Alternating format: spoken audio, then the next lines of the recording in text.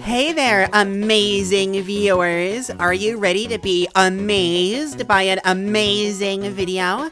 One talking about an amazing game on an amazing gaming device? One with amazing games like Kirby and the Amazing Mirror? Okay, you get the point. For some reason, whenever people talk about Amazing Mirror, the fact that it has amazing in the title is all people seem to care about. If I said something like, you'd shardly care about crystal shards, would anyone actually care? Doubtful, but amazing with Amazing Mirror, comedy, gold. Whoa. Before diving any deeper into the video, if you like what you see and want to help me out, please consider thinking this video is the best by giving it a like, tell me what your thoughts are on Kirby and the Amazing Mirror in the comments, and ring the notification bell after subscribing to really help me out. You can find me on Twitch, join my Discord server, or follow my Twitter if you like me that much, but regardless, I appreciate it. You can also check out the playlist that I've been doing for Kirby Month 4, as I call it, where I have a video similar to theming like this for every single mainline Kirby game. I think we've just about reached the double digits in terms of videos at this point, which is really exciting, so be sure to check out the playlist with every other video I've covered thus far. And now for an amazing plot synopsis. Dreamland is not in trouble, but the Mirror World is.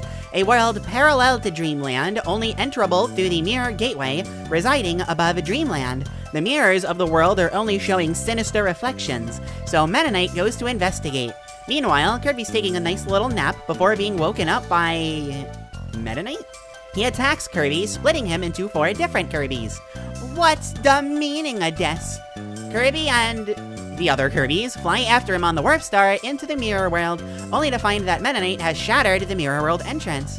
Can you help Kirby venture through 9 different worlds and save the Mirror World, restore the Mirror Gateway back to one piece, find out what's up with Meta Knight, and most importantly... Kirby?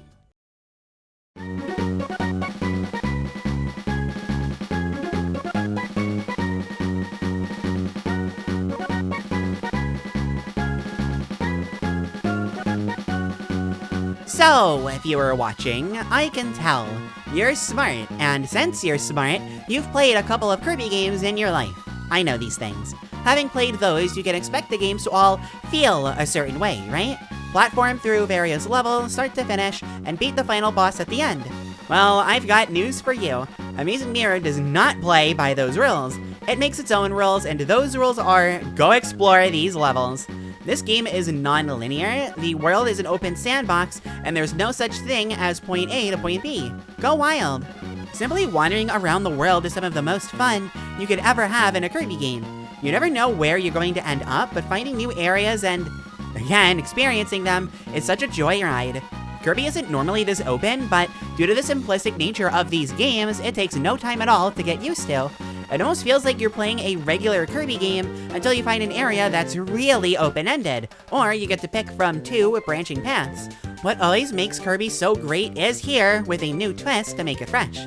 Games like these are often called Metroidvanias, but I've also heard people say that Amazing Mirror isn't one of those kinds of games, and I am kind of inclined to agree.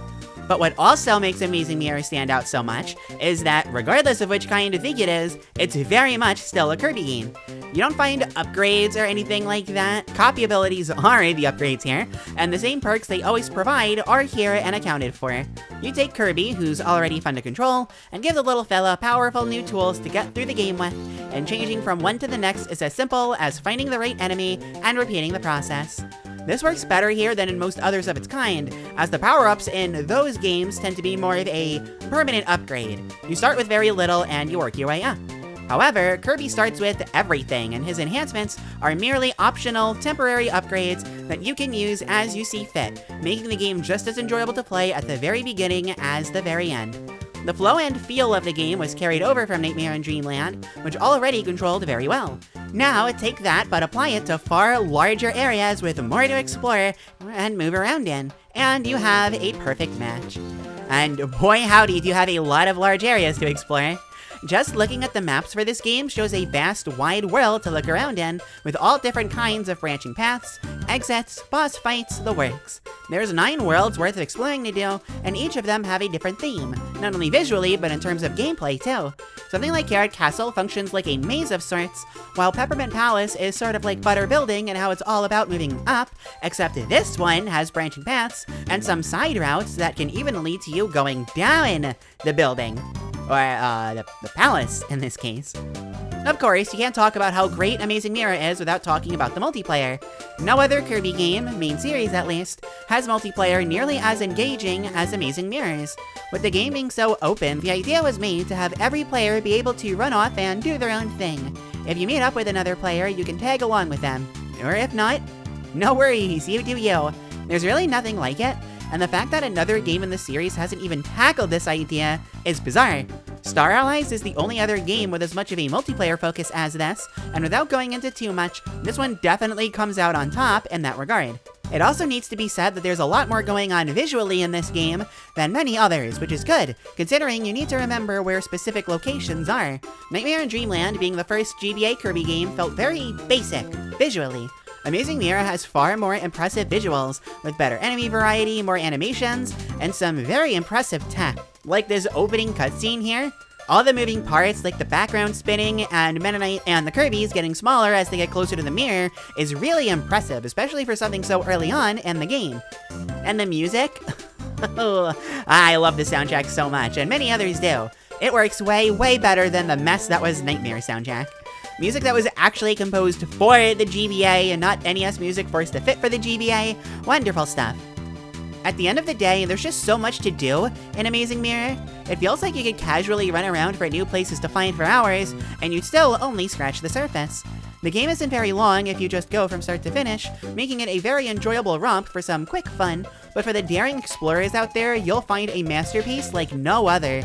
Because of how well it caters to both sides, while still being among the best of both of its genres, while packing excellent visuals and a great variety of music.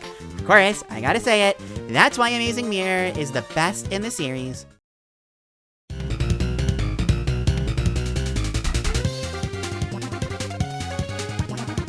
Wow! What a fun little ramble that was. Let me pick the game back up and see if I can enjoy it.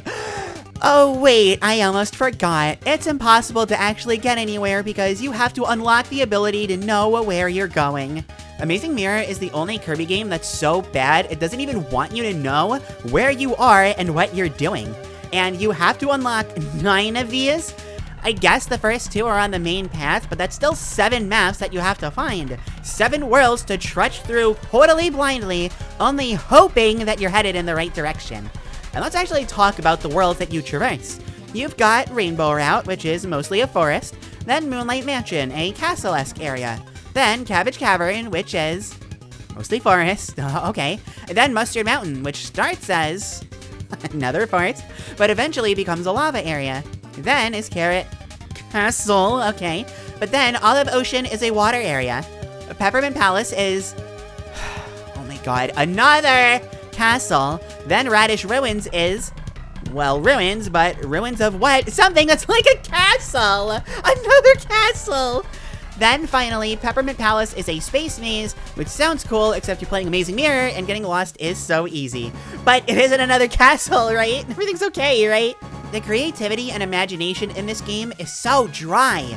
Of the 9 worlds, only 3 of them don't waste most of their time repeating already done level tropes within the same game. And listen, your lava level doesn't amount to much since it's mostly forest, which is done like 3 other times. And water levels? Oh boy, everyone loves those! Candy Constellation is the only one that's kind of unique, but you're batting a 1 out of 9 here. That's pathetic, not to mention the only area in the game with a boss that's stolen from another game. Yeah, real creative there. Why is this game so creatively bankrupt? There's so much potential here for fun unlockables, but the overwhelming majority of these treasure chests, all of which are mandatory for 100%ing the game, by the way, contain food and 1-ups. You can get the spray paint, or more health, or whatever else, none of them matter at all. But how are you supposed to know if chests actually have something of value in them? The maps are in bigger chests, but why can't all important items be like that? And why can't there be more creative rewards and things like music and sounds, or health, or And how are you even supposed to know how to get there without a map to help guide you, and one of the easiest games to get confused in, because everything blends together by the end? Seriously, there is nothing making these levels unique or interesting. The backgrounds are different, but what you do in one area, you basically do in them all. I guess the lava and fire worlds having lava and fire are exceptions, but that's seriously not enough. I'm not even talking about something crazy, like a brand new addition to shake up the franchise forever, like the copy abilities. Just the most basic rewards you'd want in a game like this. I don't know, speed, upgrades, stronger attacks, anything. And we have health upgrades, I'll grant you that, but it doesn't amount to much since Kirby games are not very hard. Things like movement and character are what make these games great, not difficulty. So why does Kirby never change once throughout the entire game, except for the one part that doesn't matter? Why? So many whys being thrown out, which is the really big issue this game has. But it has its fair share of smaller issues too. For a literal example, why is Minnie even a thing? The new abilities added to this game have their fans, and even as a devil's advocate, I won't pick on anyone for liking them, but what I can target is an ability that removes your float, your ability to attack, and your ability to dash. You use Minnie to fit into small little holes, like, I don't know, 2 or 3 times? Couldn't you just make it so that players need to slide instead, or base actual challenges around Minnie? You lose Minnie whenever you leave your room anyway, so it just feels pointless and poorly thought out. This game is just a mess, which is unfortunate because the idea of a Kirby-roid mania, that's so bad, is amazing, but it didn't lean hard enough into either genre to leave any kind of impact.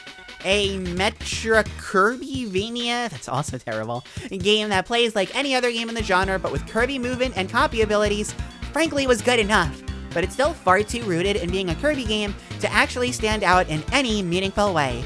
And that, my wonderful viewers, is why Kirby and the Amazing Mirror is the worst game in the series. Wow, we actually had a bit of differing opinions for Amazing Mirror in my Discord server. I wasn't expecting that when I asked, but the very first response that I got was that somebody enjoyed it, then got lost and completely lost interest.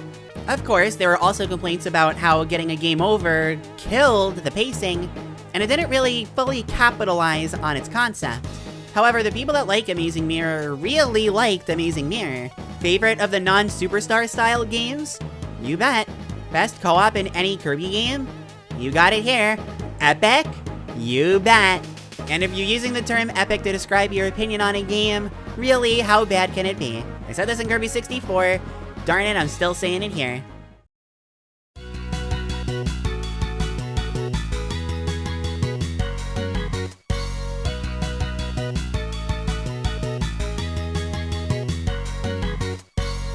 Amazing Mirror is a favorite of mine for sure, but I can see why it has its detractors.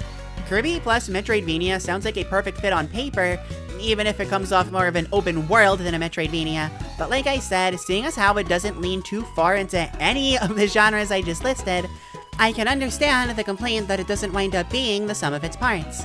The unlockables are fine for a Kirby game, but not for a Metroidvania, vice versa for the non-linear level design. If you're used to most of the other games, it's really easy to get lost, and needing to unlock the maps that tell you where to go can be confusing. But that doesn't matter to me because exploring these areas is just really fun. The movement and physics are outstanding, some of the best that Kirby's ever had, and traveling through the levels with copy abilities only adds to the fun. Maybe if I was more of a fan of the standard Metroidvanias, or open worlds, whatever, I'd feel differently, but I'd much rather have everything unlocked from the get-go, and let the enjoyment come from exploration than getting power-ups to my base movement. Which is kind of funny since that's what copy abilities do, but you know what I mean. Imagine if you had to unlock buffs for a normal Kirby, like floating or whatever, that's what I mean. Is it perfect? No, but it feels unique enough while still having a lot of good things going for it that this lands as one of my favorites. I recommend playing it, especially if you can find a way to play with other people. It lags, sure, but it's just too much fun. This isn't a conventional Kirby game, but sometimes that's just what you need, right?